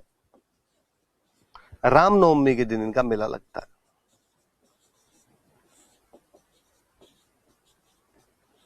रामनवमी को इनका मेला लगता है। कहते हैं कि झुंझार जी महाराज की बारात वापस आ रही थी। झुंझार जी नाम है भाई इनका ना। बारात वापस आ रही थी, अपने दुल्हन को लेकर वापस आ रहे थे। इमलोहा गांव आना था, जो इनका गांव था। रास्ते में शालोदड़ा गांव में वही गायों की लूट हो रही थी, गांव वाले लड़ रहे थे। बारातियों ने समझाया हमारा भी कर्तव्य, हमें भी लड़ना चाहिए। झुंझार जी और इनके 3 भाई वहां युद्ध लड़ते हैं। युद्ध में लड़ते हुए काम आ जाते हैं, लड़ते हुए मारे जाते हैं। झुंझार जी की पत्नी, जो दुल्हन जो अभी तक अपने घर नहीं पहुंची थी, वो झुंझार जी के साथ में सती होती है। लोगों ने कालांतर में इन वीरों की पूजा करनी शुरू की। मंदिर में एक दुल्हा, एक दुल्हन और 3 भाइयों की मूर्तियां हैं।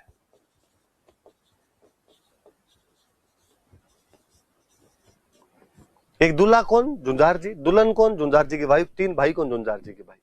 कोई आपसे पूछेगा कि कौन से मंदिर में दूल्हा दुल्हन तथा 3 भाइयों की मूर्तियां लगी हुई है, तो झुंझार जी के मंदिर में लगी हुई है। कहां पर है? शालोदड़ा सिक्कर। जन्म कहां पर हुआ था? इमलोहा में। शालोदड़ा में इनका मंदिर है। रामनवमी के दिन मेला लगता है। रामनवमी का सावा होता है, ब्याह शादियां वैसे ही होती है। तो एक दूल्हे की मूर्ति, एक दुल्हन की मूर्ति, 3 भाइयों की मूर्तियां झुंझार जी के मंदिर में। मामा देव, हम इनको कहते हैं कि हमारे बरसात के देवता है, वर्षा का देवता माना जाता है। कहते हैं इनका मंदिर नहीं होता। जब भी वर्षा नहीं होती है तो गांव के बाहर इनका एक तोरण बना होता है, उस तोरण की पूजा की जाती है। और वो तोरण की पूजा भी गांव के बाहर की जाए। गांव से बाहर तोरण की पूजा की जाती है। ऐसा कहा जाता है इनको राजी करना है तो आपको भैंसा काटना पड़ेगा, भैंसे की बलि देनी पड़ेगी। मगर डोकरा ठीक है भाई, बकरे से तो राजी नहीं हो, डायरेक्ट भैंसे की बलि मांगते हैं। कि मामा देव जी वर्षा के देवता है, मंदिर नहीं होता है, बल्कि गांव के बाहर इनके तोरण की पूजा की जाती है। और इनको राजी करने के लिए भैंसे की बलि देनी पड़ती है। वीर फत्ता जी, जालोर में गांव पड़ता है संथू, वहां पे मंदिर है। युद्ध में लड़ते हुए काम आए थे। भाद्रपद शुक्ल नवमी को मेला लगता है। थोड़ा सा यदि ध्यान देंगे आप तो तेजाजी महाराजवाल दशमी से 1 दिन पहले की बात है, भाद्रपद शुक्ल नवमी। और ध्यान देंगे तो आपके दिमाग में आएगा कि भाद्रपद कृष्ण नवमी को गोगा जी का मेला लगता है, भाद्रपद शुक्ल नवमी को वीर फत्ता जी का मेला लगता है।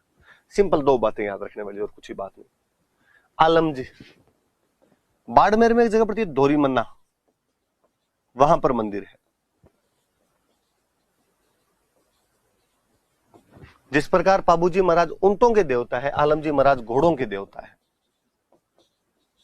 अश्वरक्षक देवता, हॉर्स प्रोटेक्टर डेटी। ऐसा मानते हैं कि वहां मिट्टी का एक टीला बना हुआ है, और यदि कोई उस मिट्टी की टीले की मिट्टी को बीमार घोड़े के ले जाकर लगा देता है तो घोड़े की बीमारी ठीक होती है। यदि प्रेग्नेंट घोड़ी हो और उसको वहां पे परिक्रमा करवा दी जाए तो घोड़े अच्छे पैदा होते हैं। इस बात को पुनः इस बात से जोड़िए कि मैं कहता हूं मालानी के घोड़े सबसे अच्छे होते हैं। मालानी बाड़मेर क्षेत्र को कहते हैं। तो जहां के घोड़े अच्छे होंगे, घोड़ों का डॉक्टर भी तो वही होगा। तो आलम जी महाराज धोरी मन्ना के अंदर है। किसी आरपीसी ने किसी एग्जाम में क्वेश्चन पूछा था कि इनमें से कौन से एक लोक देवता जैतवाला राठौड़ थे, तो याद रखना कि आलमजी जो है वो राठौड़ों की गोत्र होती है, जेठमालोत उससे बिलोंग किया करते थे। तो आलमजी महाराज जेठमालोत राठौड़ थे, घोड़ा रक्षक देवता के रूप में पूजा करते हैं। धोरी मन्ना बाड़मेर में इनका मंदिर है। डूंग जी जवाहर जी, बड़ी जोरदार सी बात है इनकी।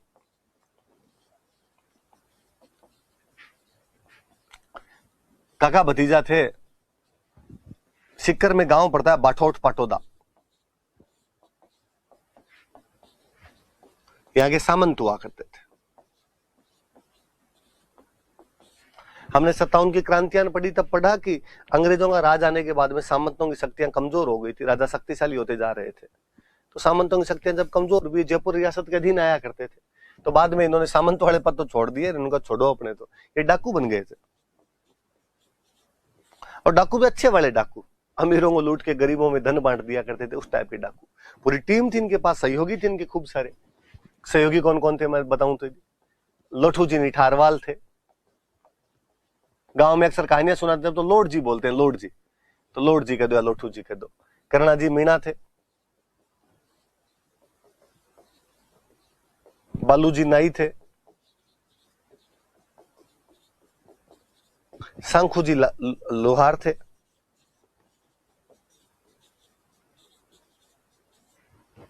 पूरी टीम वो हुआ करती थी, अमीरों को लूटते और गरीबों में धन बांट दिया करते। इसलिए लोगों ने बाद में इनको मानना और शुरू कर दिया था, अरे एक बड़े जोरदार आदमी। और ऐसा कहा जाता है कि एक बार डूंगर सिंह रामगढ़ नाम की एक जगह पड़ती है शेखावटी में, वहां के सेठ को लूटने के लिए गए थे, वहां पुलिस गिरफ्तार कर लेती। गिरफ्तार करके इनको आगरा की जेल के अंदर बंद कर दिया गया। उस आगरा की जेल में बंद कर दिया तो इन बाकी साथियों को लगा यार सरदार तो पकड़ा गया, तो गैंग खत्म हो गई इनकी। थोड़े दिनों बाद में होली का त्योहार था। होली के त्योहार पे बाकी वाले सारे लोग, जवाहर जी, करणो जी, लोठू जी, बालू जी, शंखू जी, ये सब बैठे बैठे और घर में होली की मजाक सजाक कर रहे, दारू वारू पी रहे, कोई वहां बैठे बैठे। डूंगर सिंह वाइफ को बहुत बुरा लगा, डूंग जी का नाम डूंगर सिंह था पूरा। वो आई और उसने आके इनको डायलॉग सुना दी। उसने कहा शर्म नहीं आती, तुम्हारा सरदार वहां जेल के अंदर बंद बैठा है और तुम लोग यहाँ पे बैठ के दारू पी रहे हो। नहीं छुड़ाया जाए उस आदमी को, अंदर बैठ दो चूड़ियां पहन के, मैं छुड़वा लाऊंगा। लुगाई बेइज्जती करे तो दारू उतर जाए भाई। सबको जोश आया, वापस टीम को इकट्ठा किया, यहाँ से आगरा गए और आगरा किले के पास जाके बैठ गए। लॉर्ड जी लंबी चौड़ी पर्सनालिटी के मालिक हुआ करते थे। भगवान कपड़े पहने लॉर्ड जी ने, सफेद दाढ़ी बढ़ी हुई, बाबा बने हुए। अंग्रेजों की जेल हुआ करती थी आगरा के किले में। अंग्रेज भाग के आए, अंग्रेजों ने कहा कौन और तुम यहाँ कैसे बैठ गए? कहा साहब हम तो बारात लेके जा रहे थे, रास्ते में बीन मर गया, 12 दिन करेंगे यहाँ पे। अंग्रेजों ने वहां जो इंडियन अधिकारी थे उनसे पूछा क्या लफड़ा है तुम्हारे? वो सिपाही विपाही इंडियन थे, उन्होंने कहा साहब होते तो है हमारे, 12 दिन तो करने पड़ते, क्या करेंगे इनसे पूछो। करना क्या है? दिन में गरुड़ पुराण का वाचन कर लेंगे, शाम वाले टाइम को जागरण में लगा लेंगे, भगवान के नाम ले लेंगे 4। इंडियन सिपाहियों ने अंग्रेजों का यार नुकसान नहीं पहुंचाएंगे, बैठे रहने तो बोले, बैठे रहने दिया। लॉर्ड जी महाराज दिल्ली सबको भाषण सुनाया करते, गीता सुनाते सबको। मोह माया में कुछ नहीं रखा हुआ है, क्या लेके आए थे क्या लेके जाओगे। वो जो भारतीय सिपाही थे वो भी दिल्ली आके बैठ जाते कि महाराज ढंग की बात बताते, 4 अपने भी सुन ले। 11 दिन तक लगातार दिए उपदेश और 11वें दिन शाम को कहा भाई कल अपने जाएंगे, कल लास्ट दिन अपना, 12 दिन खत्म हो जाएंगे अपने।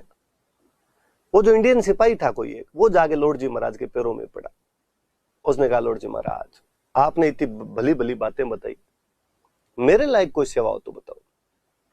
लॉर्ड जी ने कहा हम साधु सन्यासी इन चीजों से ऊपर उठे हुए, हम क्या सेवा करवाएंगे साहब, फिर भी कोई बात हो तो बताओ, कुछ तो मेरे को काम दो आप। लॉर्ड जी ने कहा करना ही चाहता है तो बालक तुम्हारी जेल के अंदर मेरा एक चेला बंद है, मिलवा सकता है क्या? छोटी सी बात है, कल मिलवा दो। दूसरे दिन लॉर्ड जी जेल के अंदर पहुंचे और डूंगर सिंह वहां पे हथकड़ियों में पड़ा हुआ था। ऐसा कहा जाता है कि डूंगर सिंह को उसी दिन ऑर्डर आए थे कि कल तुझे काले पानी की सजा होगी। काले पानी का मतलब था अंडमान निकोबार भेजेंगे। डूंगर सिंह बड़ी चिंता में व्यथित रूप में बैठा हुआ। लॉर्ड जी गए, लॉर्ड जी ने जाकर पूछा और वत्स क्या हालचाल है तुम्हारे? डूंगर सिंह ने ऊपर देखा यार आदमी लॉर्ड जी यार कपड़े भगवान, वत्सन ऐसी बोली बोल रहे हैं, पर वो समझ गया कि बंदे ने कुछ ना कुछ तो कोतक किया ही होगा।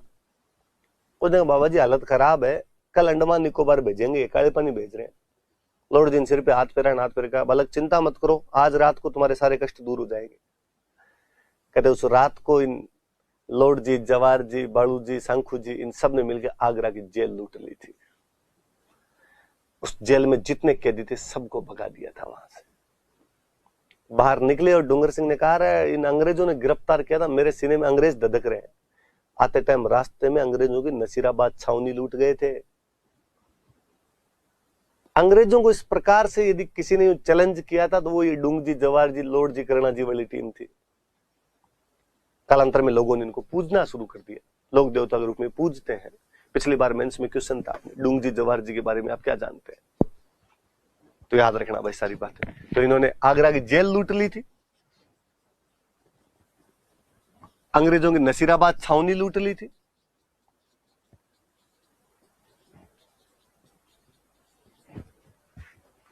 ज्यादा पुरानी बात नहीं है, 57 की क्रांति से 10 साल पहले, 1847 के आसपास की बात है। अंग्रेजों ने कहा इनको पकड़ के फांसी लगाओ, तो बाद जनता ने दबाव दिया राजाओं पे, और जनता ने राजाओं को जाकर कहा कि यदि इनको फांसी लग गई तो हम तुम्हें मार देंगे। तो बीकानेर में राजा हुआ करते थे रतन सिंह, उन्होंने जवाहर सिंह को पकड़ लिया था और जवाहर सिंह को पकड़ के बीकानेर के जूनागढ़ किले में रखा था। जोधपुर में राजा हुआ करते थे तख्त सिंह, उन्होंने डूंग जी को पकड़ लिया था और डूंग जी को पकड़ के जोधपुर के किले में रख लिया था। और इन्होंने कहा भाई वापस तो हम सौंपेंगे नहीं आपको अंग्रेजों का, तुम फांसी लगा दोगे, तुम फांसी इनको लगा दोगे तो जनता हमें मारेगी, पर चूंकि ये तुम्हारे राज में लूटपाट करते हैं इसलिए हम इनको अपने अपने किलों में रख लेंगे, इनको बाहर नहीं निकलने देंगे। तो कहते हैं भाई जवाहर सिंह का अंतिम समय रतन सिंह के पास जूनागढ़ किले में बीता था, डूंग जी का अंतिम समय तख्त सिंह के पास में जोधपुर के मेहरानगढ़ किले के अंदर बीता था। तो याद रख लेना थोड़ी बातें। बठौर पाटौदा के सामंत थे, कालांतर में डाकू बन गए थे, अमीरों को लूट कर उनका धन गरीबों में बांट दिया करते थे। लोठू जी, करणो जी, बालू जी, शंखू जी इनके सिपाही थे, सहयोगी थे इनके। आगरा की जेल और नसीराबाद की छावनी लूट ली थी इन लोगों ने, और इनका अंतिम समय क्रमशः आपके जोधपुर के और बीकानेर के किलों के अंदर बीता था। खेतला जी महाराज एक देवता हो रहे अपने पाली में एक जगह पड़ती है सोनाना, वहां पर इनका मंदिर बना हुआ। नए साल को मेला लगता है, नया साल कहते हैं आपके दिमाग में आ जाना चाहिए चैत्र शुक्ल एकम। जिन बच्चों को बोलने में दिक्कत आती है इनका यहां पे इलाज होता है, हकलाने वाले बच्चों का इलाज किया जाता है।